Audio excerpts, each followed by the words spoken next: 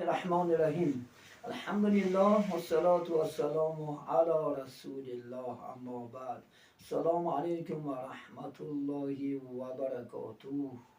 السلام علیکم عزیزان من. یک چند سوال ها نزد ما انشاءالله وجود دارد. ما حرکت میکنیم با سوال ما جواب دهیم. یک برادر نوشتن درباره انشاءالله لواطه، یعنی مرد به مرد علاقه کردن چی گناه دارد، انشاءالله چی عذاب دارد، انشاءالله قدر امکان به سمع شما عزیزان انشاءالله میرسانیم. اگر ما با تاریخ نظر اندازیم، در تاریخ قوم لوط پیامبر علیه السلام صلوات الله علیه، قوم همون گروه انسان ها البته شده بودن، لواطه شده بودن. یعنی لواطه مرد با مرد انشاءالله علاقه کردن میگن. الله سبحانه و تعالی در غضب شد و اون قوم نیست و نابود کرد. همچنین رسول الله صلی الله علیه وسلم درباره انشاءالله این یعنی کاری قبیح، کاری که انشاءالله خدا خواهد گناهی کبیر است، مرد به مرد یک جشنش، رسول الله صلی الله علیه وسلم یک چند حدیث های مبارک گفته هستند. قال النبی علیه السلام سبعة لا ينظر إليهم الخالق يوم القيامة ولا يزكيهم ويدخلهم النار.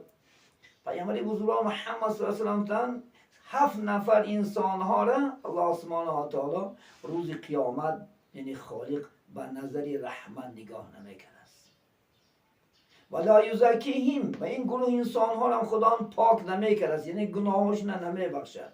و یدخلهم النار، و اینها انشاءالله خدا خواهد بازگشت و داخل میشدگی مکانش چی است، یعنی گفتن دوزخ است.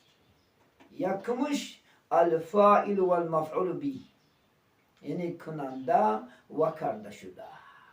یعنی دو مرده که انشاءالله این کاری قبیح، کاری فساد اجرا میکنن، یک جای میشوند، الله سبحانه و تعالی اینا را چیکار؟ به نظر رحمتش نگاه نمیکند عزیزان من.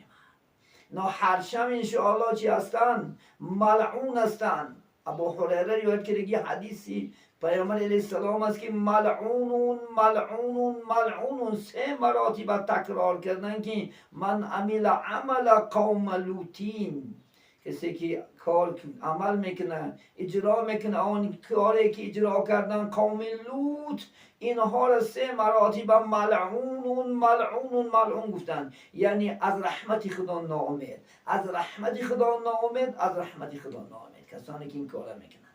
عزیزان من، باید که انشاءالله توبه کنن، از خدا بترسن و برگردن انشاءالله.